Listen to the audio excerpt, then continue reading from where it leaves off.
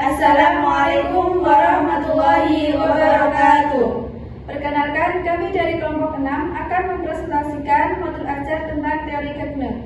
Sebelumnya, kami akan memperkenalkan diri, yaitu saya Nasiatul Umaro dengan NIM 230805601110. Saya Vina Kamilatul Karimah dengan NIM 230805601101.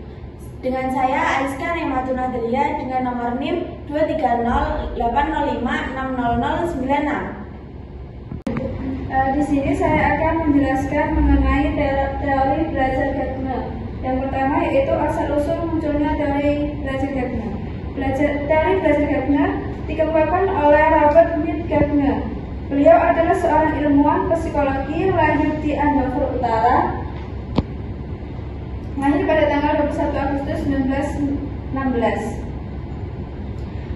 Menurut Gardner, belajar merupakan mekanisme di mana seseorang menjadi anggota masyarakat yang berfungsi secara kompleks. Kompetensi itu meliputi skill, pengetahuan, attitude atau perilaku, dan nilai-nilai yang diperlukan oleh manusia.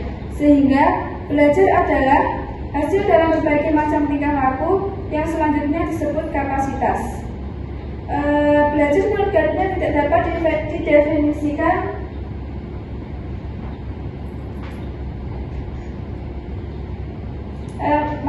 Belajar menurut Gardner tidak dapat didefinisikan dengan mudah karena belajar bersifat kompleks. Gardner mengkaji masalah belajar yang kompleks dan menyimpulkan bahwa informasi dasar atau keterampilan sederhana yang dipelajari mempengaruhi terjadinya belajar yang lebih rumit. Selanjutnya akan dibahas oleh Mbak Iska. Selanjutnya, yang kedua, tahapan-tahapan yang dilakukan dalam belajar menurut teori Gardner.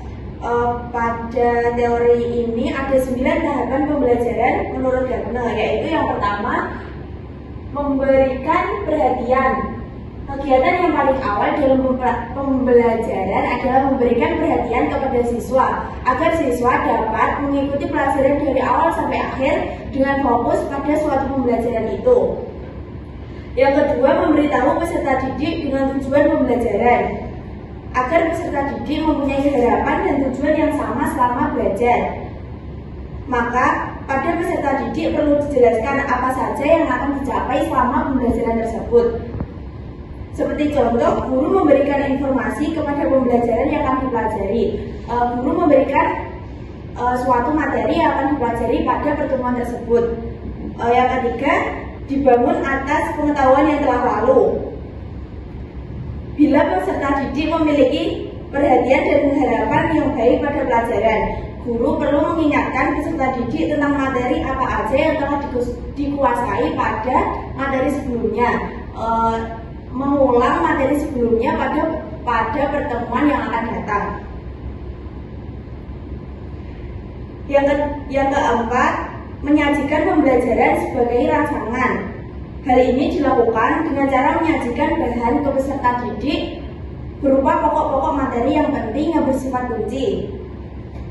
Sebelum itu, guru harus menentukan bahan apa saja yang akan disajikan berupa informasi verbal atau bahan ini, maka dapat dipilih untuk kegiatan apa saja yang akan diajarkan selama proses pembelajaran. Yang kelima, memberikan panduan belajar. Bimbingan belajar diberikan dengan tujuan untuk membantu peserta didik agar mudah mencapai tujuan pelajaran. Seperti contoh, dalam proses perhitungan diberikan oleh guru, siswa diminta menghitung sambil guru menuliskan di depan.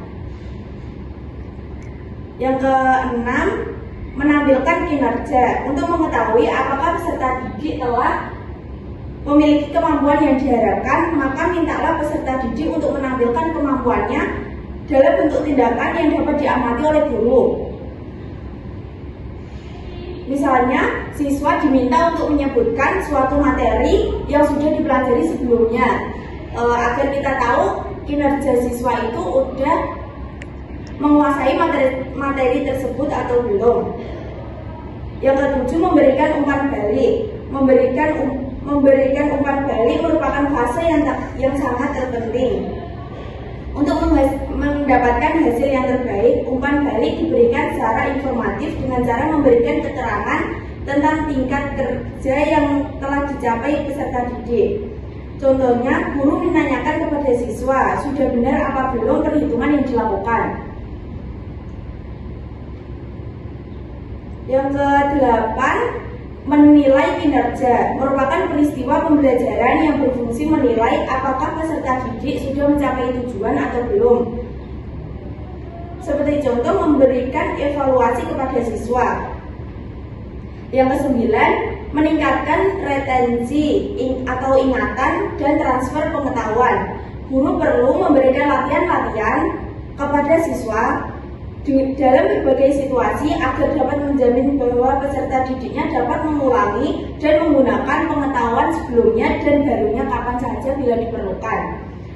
Contohnya, guru mengajak siswa untuk memecahkan masalah perkalian dengan metode aritmatika. Untuk selanjutnya akan dijelaskan oleh Mbak Nana.